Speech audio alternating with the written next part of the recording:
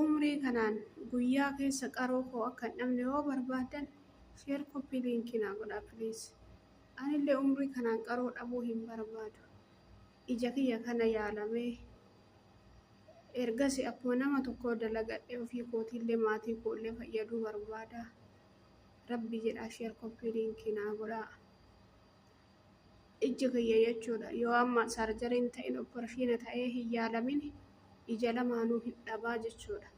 Kana dhaqqabu isin Oromoo tiyana dhaqqabaa. Isin malee homaan qabu isin naa dhaqqabaa. Isin dandamachiisa rabbii gaditti isin na dhaqqabaa isin jedha Oromoo tiyya maaloo. Ija natti ta'e ija dhabuu mannaa qaama biraa dhabuu guyyaa ija maleen deeman ija maleen socho'an ija maleen dalagatan keessaafuu guyyaa keessa ija dhabuun hin ulfaata. Sheer koppii liinkii naa godhaa. Warroota suuraan asirraan maxxansu biraan naagaa hundi keessanuu sheeritti naa godhaa. Akka viidiyoo naa dalagaa piliis hundi keessanuu sheer koppii liinkii duwwiitti naa godhaa. Viidiyoo naa dalagaa ammallee guyyaa roobii yookaan guyyaa harbaa yookaan guyyaa roobii akka Itoophiyaa sa'a 2 akka Saa'udii sa'a 8 akka Dubaay sa'a 9tti maninaaf banama. Gaaf sanillee sheer koppii liinkii na biraa hin nafinaa isiniin jedha Oromoo tiyya qaalii.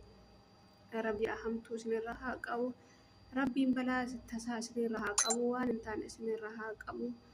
Wallaahi qabeenyillee yoo fayyaa qabaatanii yoo fayyaa hin qabaatin qabeenyillee faayidaa hin qabu. Sheer koppii liinkii naa godhaa isiniin jedha.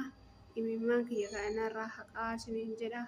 Akkuma nama kaanii nama waa barsiisuuf yaada garaagaraa ibsatuuf miidiyaarra dhufu malee fuuldura namaa dhaabadhee boo'uuf kan miidiyaarra dhufu akka hin taane isintu na godhaa akkas na godhaa. Ija kiyya kanaa naa birmadhaa isiniin jedha.